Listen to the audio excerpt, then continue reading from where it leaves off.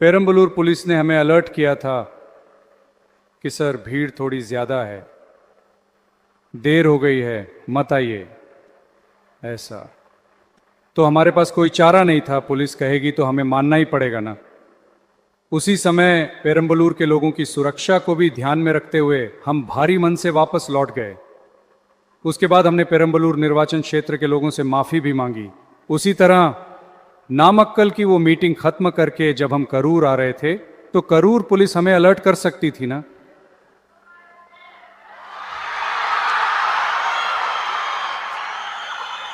कि नहीं सर, यहाँ उम्मीद से ज़्यादा भीड़ है, कंट्रोल नहीं हो पा रहा है, मत आइए। और पुलिस चाहे तो वो मीटिंग कैंसिल कर सकती है अगर उन्हें लगे कि कुछ गड़बड़ है, कुछ ठीक नहीं लग रहा है। उनके पास मीटिंग कैंसिल करने के पूरे अधिकार हैं, हमसे पूछने की कोई ज़रूरत ही नहीं है। लेकिन ऐसा कुछ भी किए बिना उस हाईवे से उस स्पॉट तक पुलिस खुद हमें अंदर लेके आई। वो जो नाटक था ना,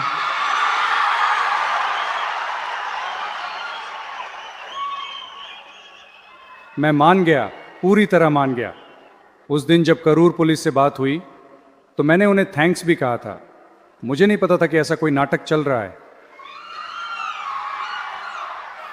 हमारे खिलाफ हुई इस साजिश और षड्यंत्र को आने वाली पीढ़ियों को उन्हें बताना तो होगा ना। इसलिए आगे से कोई ऐसी राजनीतिक साजिश या षड्यंत्र करने की सोचे भी नहीं। इसके लिए करूर में हमारी टीवीके की तरफ से एक स्मारक बनाया जाएगा। आपने सुना विजय किस तरह से करूर की उस दुर्घटना से त्रस्त हैं और लगातार पुलिस की लापरवाही की बात कर रहे हैं।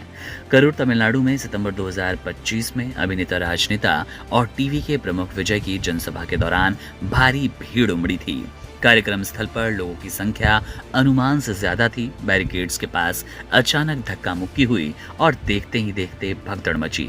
इस हादसे में 41 लोगों की जान चली गई, जबकि कई दर्जन लोग घायल हुए।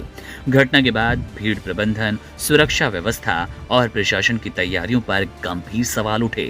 मामले की जांच शुरू हुई, अदालतों में सुनवाई हुई और पीड़ित परिवारों के लिए मुआवजे तथा अन्य राहत उपायों की घोषणा की गई। लेकिन विजय के भीतर ये दर्द बढ़ता ही जा रहा था कि उनकी सभा में इतनी बड़ी दुर्घटना होना और उसमें इतनी बड़ी संख्या में 41 लोगों की, मासूम लोगों की जान जाना वाकई परेशान करने वाला है।